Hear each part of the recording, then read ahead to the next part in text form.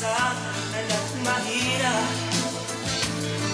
Lagi na lang akong nagsusumika.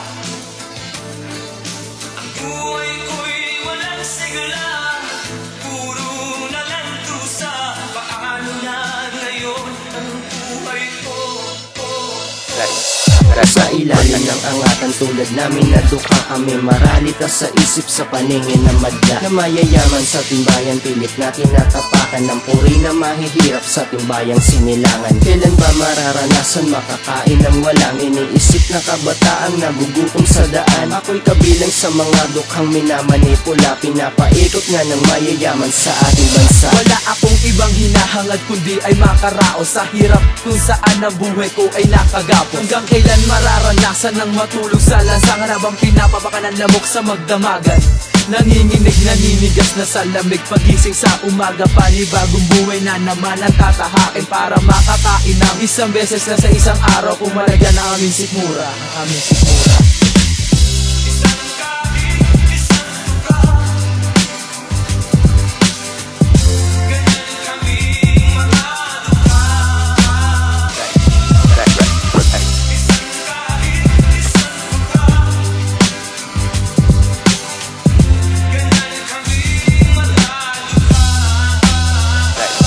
Paano ba ang buhay ko ngayon sa katulad kong dukha? Lagi na lang akong lubog, bakit ganito ang siyang tadhana na nakalaan sa akin? Bakit? Ano bang kasalanan? Labis ang aking katanungan, ito ba ang aking kapalaran? Pero sana'y makayanan, malampasan ang mga problema, kasama ang mahal sa buhay at aking ama't ina. Tatayo na mag-isa, sasabay sa arus ng buhay, tatanggapin at kakayanin, ito ang aking patunay. Ako ba talaga ang dahilan ng aking naranasan? Naranasan ko ngayon na sa ilalim ng daanan, natutulog sa lansangan kasama mga huwaran na di pa nila alam kung bakit to nararanasan. Ano bang dapat gawin para ito ay matakasan ng katulad naming mga dukhang nasa daan? Sana marinig nyo to na di dapat tong kalimutan ng mga dukha ngayon, sana'y hindi dapat tapakan.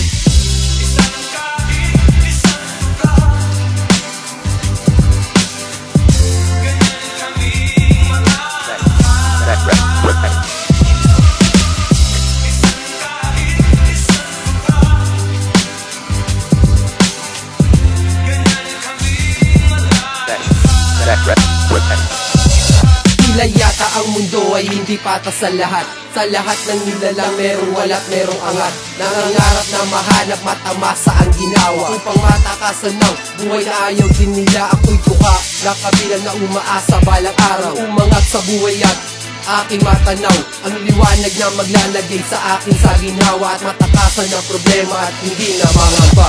Unang buhay di ko alam kung bakit nga ba ganito mailapat, para bang sa akin ay nakikipaglaro. Punong-puno ng mga pangarap at layunin binabala, pero ganun pa rin kahit anong gawin na pagsisikap. Di na alam kung saan babaling at hahanap ng sagot upang magbago ang takbo ng kapalaran, mapagdamot na hindi mo na maging gusto. Marahil nga ito ang totoo, tanggapin na realidad ng buhay ng taas loob.